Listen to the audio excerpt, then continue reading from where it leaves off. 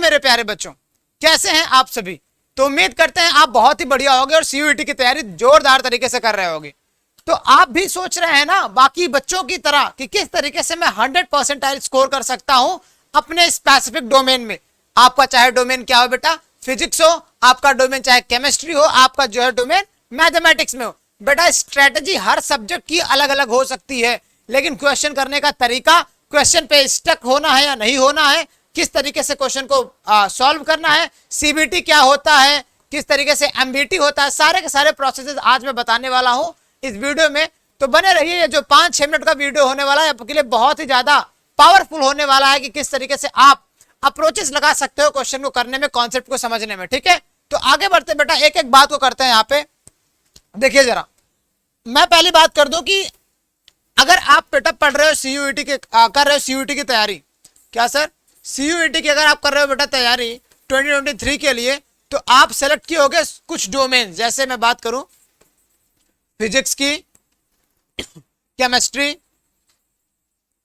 और मैथमेटिक्स, या अगर आप इसके अलावा भी कुछ डोमेन सेलेक्ट किए हो, अगर आप बैचलर्स ऑफ आर्ट्स की प्रिपरेशन कर रहे हो, बैचलर ऑफ साइंस की कर रहे हो, तो इसके लिए विपुल सर आपको बहुत ही बेहतरीन तरीके से हर एक मोड पे गाइड करने के लिए तैयार हैं। फिलहाल के लिए साइंस की स्ट्रीम की जो भी बातें हो जाती है, यहाँ पे अगर आप बायोलॉजी की भी बात करना चाह रहे हो, तो हर एक डोमेन के लिए ये क्राइटेरिया बनता है बेटा कि आपके पास में कॉन्सेप्ट होते हैं। जैसे मैं बात करूं अगर फिजिक्स में क्या है, तो कॉन्सेप्ट प्लस न्यूमेरिकल है। क्या है? कॉन्सेप्ट प्लस न्यूमेरिकल है। अगर मैं मैथमेटिक्स की बात करूं, केमिस्ट्री की बात करूं, तो इसमें सिर्फ कॉन्सेप्ट और थियरीज है बेटा, कॉन्सेप्ट और थियरीज हैं। हाँ, फिजिक्स तो थियरीज का संग्रह होता है, लेकिन मैं भी बात कर रहा हूं सिर्फ आपको एग्जाम देना है, तो बेटा उसके लिए क्या है, कॉन्सेप्ट प्लस न्यूमेरिकल्स। मैथमेटिक्स में बात करूं तो बेटा नंबर ऑफ क्वेश्चंस है। तो सर आप बात कर रहे हैं किस तरीके से आप कर सकते हैं 100% स्कोर, तो बेटा उसके लिए आपके पास में 3 स्टेप में मैं बातें करने वाला हूं। पहला स्टेप होने वाला है किस तरीके से आप अपने आप को प्रिपेयर करते हैं, किस चीज में सर, मेंटली प्रिपेयर करने में, और दूसरी चीज बेटा कि किस तरीके से आप एग्जाम को अटेम्प्ट करते हैं, और तीसरी चीज एग्जाम अटेम्प्ट करने से पहले यानी कि 4-5 दिन पहले, जो कि अभी जैसे मैं बात करूं तो अभी बचे हैं बेटा ओवरऑल आपके 35 से 40 दिन, तो एग्जाम के 5-6 दिन पहले आप अपने आप को किस तरीके से प्रिपेयर करते हो। देखो 3 स्टेजेस होते हैं प्रिपेयर करने को अपने आप को, ठीक है। एक, जब आपके 6 महीने 5 महीने बचे हो तब, दूसरा जब आपके पास में 30 या 40 दिन बचे हो तब, और तीसरा जब आपके पास में बेटा 5 दिन या 6 दिन बचे हो उस फेजेस में। तो पहले मैं बात कर लेता हूं, क्योंकि 6 महीने आपके पास में नहीं बचे हैं, तो 4 महीने जो बचे हैं, 5 महीने, 4 महीने तो भी आपके पास नहीं बचे, आपके पास में 40 दिन जो बचे हैं उसकी मैं बात करता हूं बेटा।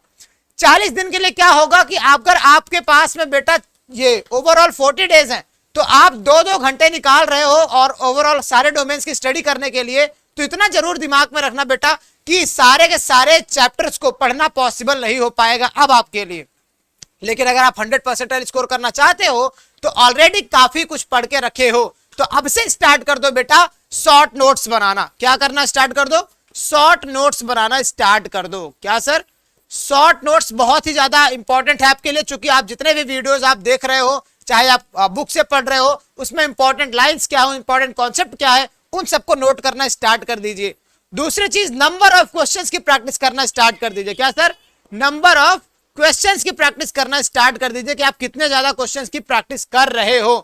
कहते हैं कि अगर आप एक सब्जेक्ट पे नंबर ऑफ क्वेश्चंस 4000 प्रैक्टिस कर लेते हो बेटा, तो वो आपका ब्रह्मास्त्र बन जाता है, कभी आपसे दूर नहीं जाएगा। ठीक है, तो आपको नंबर ऑफ क्वेश्चंस की प्रैक्टिस ज्यादा करनी होगी।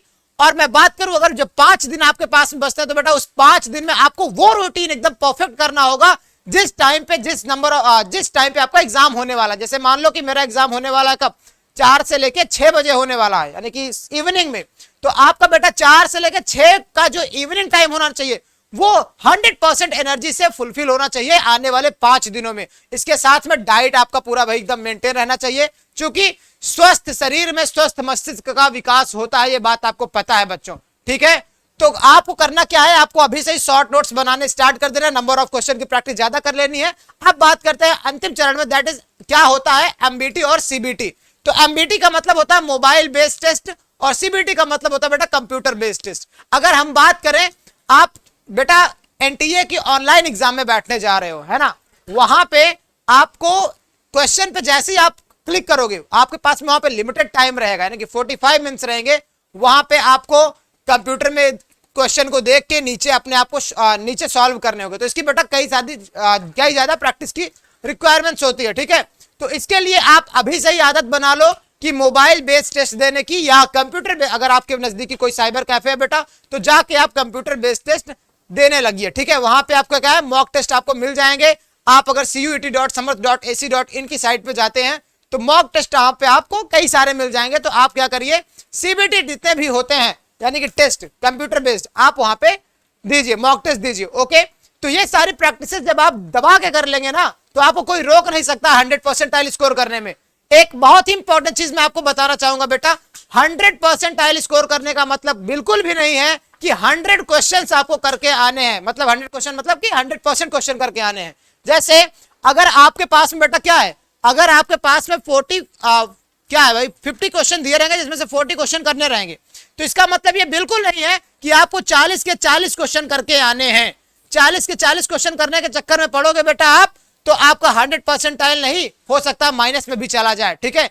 क्योंकि हर एक क्वेश्चन पे 5 मार्क्स मिलेंगे, तो बेटा जैसे ही आप कोई क्वेश्चन गलत कर रहे हो तो उस पर एक -1 भी मार्क्स मिलने वाला है, याद रखिएगा इस बात को, ठीक है। तो 100% बेटा डिपेंड करता है किस पे, कि अगर आपके ज्यादा मार्क्स, सबसे ज्यादा मार्क्स है, तो बेटा उस पे बेस पे आपका 100% बनता है, ठीक है, ना कि पूरे के पूरे क्वेश्चन करने आने पे। बोर्ड एग्जामिनेशन नहीं है बेटा, ठीक है।